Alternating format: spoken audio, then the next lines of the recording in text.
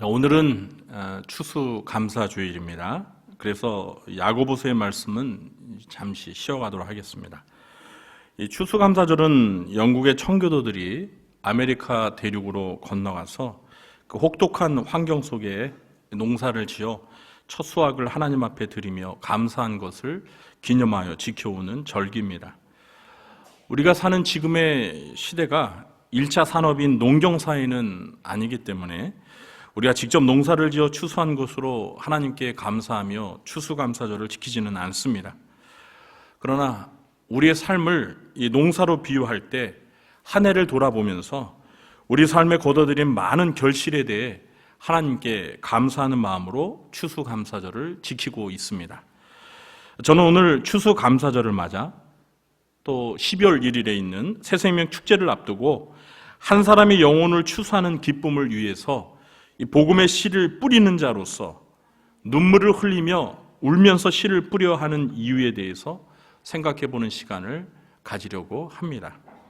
오늘은 설교 후에 또 성찬식이 있어서 설교를 평소보다 좀 짧게 하도록 하겠습니다.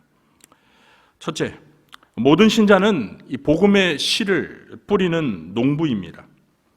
사실 시편 126편 5절과 6절은 이 전도에 관한 말씀은 아닙니다. 본래 시편 126편은 성전 순례시입니다. 바벨론에서의 포로 생활을 마치고 이 예루살렘으로 귀환한 이스라엘 백성들의 기쁨과 슬픔 그리고 희망을 노래한 시가 바로 시편 126편입니다. 시인은 여호와께서 포로된 백성들을 고국으로 돌아오게 하신 때를 생각하면 꿈만 같고 기쁨과 찬양이 가득 찼다고 고백합니다.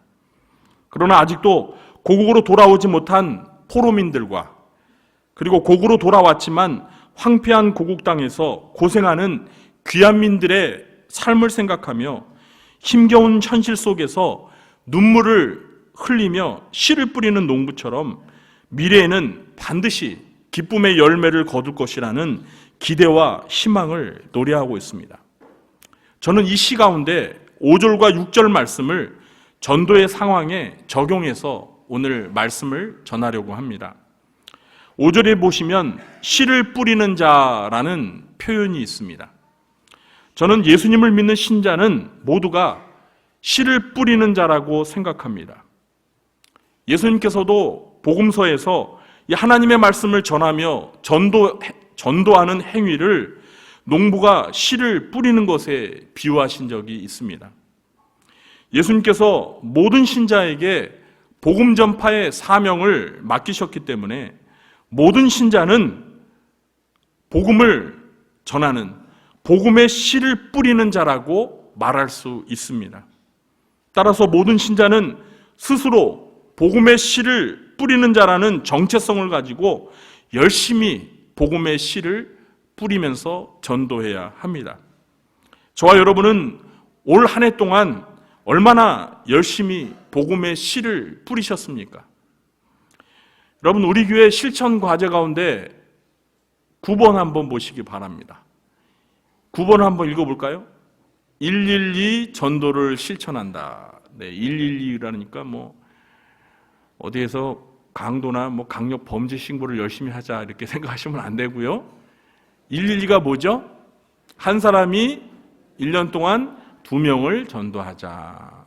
네, 우리가 이렇게 실천 과제를 정하고 112 전도를 실천하자고 했는데 올 한 해 돌아보면서 여러분 얼마나 112 전도를 열심히 실천하셨습니까?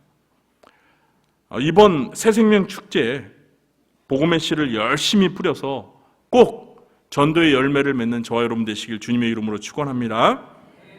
둘째, 복음의 씨는 눈물을 흘리며 울면서 뿌려야 합니다. 5절과 6절을 보면 씨를 뿌리는 자가 어떻게 뿌린다고 했습니까? 눈물을 흘리며 울며 씨를 뿌린다고 합니다. 전도야말로 눈물로 복음의 씨를 뿌리는 것입니다. 그럼 왜 복음의 씨를 뿌릴 때 눈물을 흘리며 울며 씨를 뿌려야 할까요? 저는 크게 두 가지 이유 때문이라고 생각합니다. 첫 번째 이유는 불신 영혼이 겪게 될 미래의 운명을 알기 때문입니다. 여러분, 예수님을 믿지 않고 살다 죽은 영혼이 가는 곳이 어디입니까? 정말 지옥입니까? 정말 예수님을 믿지 않는 사람들이 죽으면 지옥 간다는 것을 여러분 확실히 믿으십니까? 아멘? 자, 그럼 왜 예수님을 안 믿으면 지옥을 갈까요?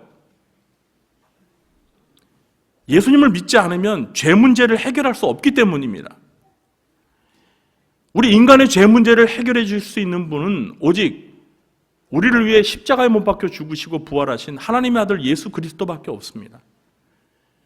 그렇기 때문에 예수님을 믿지 않으면 죄사함 받지 못하고 죄 문제를 해결하지 못하기 때문에 결국은 죄인들이 가야 할 지옥에 갈 수밖에 없는 것입니다. 자, 그런데 여러분, 지옥이 어떤 곳입니까? 누가복음 16장과 요한계시록의 증언에 따르면 지옥은 불못이에요. 불못. 불의 호수라는 것입니다. 그 불못에서 영원히 고통을 겪는 곳이 바로 지옥입니다. 저는 비록 꿈속이었지만 지옥에 다녀왔습니다. 정확하게 표현하자면 지옥에 떨어졌습니다. 갑자기 땅이 꺼지듯이 깊은 수렁으로 한없이 떨어지는데 그때 직감적으로 지옥으로 떨어진다는 것을 알 수 있었습니다. 그런데 지옥에서 겪는 고통도 끔찍하지만 저에게 더 큰 고통은 지옥으로 떨어지는 순간 느꼈던 그 절망감이었습니다. 지옥에 떨어지면 다시는 빠져나올 수 없다는 생각이 순간 엄습해 오는데 그건 정말 절망감을 넘어서 극도의 공포감마저 들었습니다. 정말 지옥이 어떤 곳이지 경험한다면 지옥만큼은 가려고 하지 않을 것입니다. 그런데 여러분, 그런 지옥을 누가 간다고요? 예수님을 믿지 않는 사람들이 지옥에 떨어지는 거예요. 그래서 불신 영혼들이 겪게 될 그 지옥의 고통을 생각하면 복음의 씨를 뿌릴 때 눈물 없이는 뿌릴 수가 없는 겁니다. 여러분, 만약 여러분의 사랑하는 가족들 가운데 아직도 예수님을 믿지 않는 가족들이 예수님 믿지 않고 살다가 죽으면 그 지옥에 빠진다고 생각해 보세요.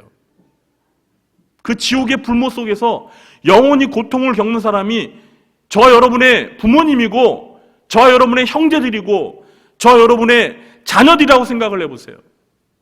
우리가 어떻게 그것을 아는데 눈물을 흘리면서 복음의 씨를 뿌리지 않을 수 있겠습니까? 정말 애타는 심정으로 눈물로 울며 복음의 씨를 뿌릴 수밖에 없을 것입니다. 두 번째 이유는 복음의 씨를 뿌릴 때 겪는 고난 때문입니다. 전도를 많이 해본 사람들은 복음의 씨를 뿌리는 전도에는 크고 작은 많은 고난이 따라온다는 것을 경험적으로 알게 됩니다. 사도 바울은 디모데후서 2장 9절에서 이렇게 말합니다. 복음으로 말미암아 내가 죄인과 같이 매이는 데까지 고난을 받았으나 하나님의 말씀은 매이지 아니하니라. 여러분, 사도 바울이 겪은 고난은 모두가 전도하다가 당한 고난이었습니다. 바울은 전도하다가 감옥에 여러 번 갇히는 고난을 당했습니다. 그리고 전도하다가 결국은 순교를 당했습니다. 제가 이번에 미얀마에 갔을 때 만났던 선교사님은 미얀마에 가신 지 20년이 되었습니다. 자신의 생애의 거의 절반 정도를 미얀마에서 보낸 거예요. 그런데 그 선교사님이 선교 초기에 이 복음을 전하다가 발각이 되어서 사람들로부터 위협을 당하고 결국에는 그 마을에서 추방을 당하는 고난을 겪었다고 합니다. 그런데도 그 전도의 열정을 가지고 지금도 복음을 전하고 있어요. 미얀마에서는 선교가 허용이 되지 않아요. 이처럼 복음의 씨를 뿌려서 한 영혼을 구원하는 일은 결코 쉽게 되는 일이 아닙니다. 많은 수고와 희생과 눈물의 기도가 없이는 불가능한 것입니다. 그러기에 복음의 씨를 뿌리는 자는 눈물로 씨를 뿌릴 수밖에 없는 것입니다. 우리 성도님들은 모두 불신 영혼들이 겪게 될 지옥의 고통을 생각하면서 전도를 할 때 겪게 되는 고난을 감수하면서 눈물로 울며 복음의 씨를 뿌리며 전도하시길 주님의 이름으로 축원합니다. 셋째, 반드시 기쁨으로 영혼을 추수하게 될 것입니다. 오늘 우리가 읽은 본문은 희망적인 시입니다. 왜 희망적입니까? 눈물로 울며 씨를 뿌리지만 결국에는 반드시 기쁨으로 거두게 될 것이기 때문입니다. 복음의 씨를 뿌리는 과정은 눈물 없이는 안 되지만 나중에 그 씨가 결실을 맺어 한 영혼이 구원을 얻게 될 때는 이루 말할 수 없는 기쁨이 있게 된다는 것입니다. 예수님은 누가복음 15장 7절에서 내가 너희에게 이르노니 이와 같이 죄인 한 사람이 회개하면 하늘에서는 회개할 것 없는 의인 99으로 말미암아 기뻐하는 것보다 더하리라 말씀하셨습니다. 의인 99명이 하나님을 기쁘시게 하는 것보다 죄인 한 사람이 회개하고 예수님을 믿어 구원을 받을 때 그 기쁨이 더 크다는 거예요.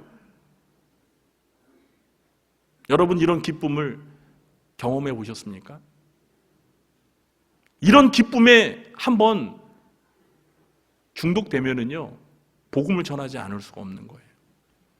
설령 복음을 전하는 그 과정에 많은 고난과 핍박이 있다 하더라도 그런 과정을 통해서 복음의 씨를 뿌리고 한 영혼이 예수 믿어를 구원을 받게 될 때 그 기쁨에 영혼 추수의 기쁨을 알게 되면 그 전도의 과정에서 겪었던 그 어려움과 그 고통은 다 잊혀지는 것입니다. 전도자는 이런 기쁨을 기대하기 때문에 전도의 수고를 감당할 수 있는 것입니다. 이번 새생명 축제를 통해 우리가 뿌린 복음의 씨가 결실을 맺어 영혼 추수의 기쁨을 경험하게 되시길 주님의 이름으로 축원합니다. 이제 말씀 맺겠습니다. 모든 신자는 복음의 씨를 뿌리는 전도자입니다.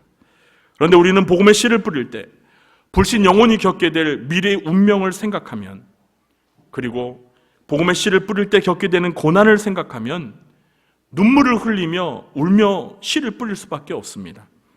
그러나 하나님께서는 우리가 뿌린 씨를 통해 영혼 추수라는 결실을 맺게 해주셔서 우리의 눈물을 기쁨으로 바꿔 주실 것입니다.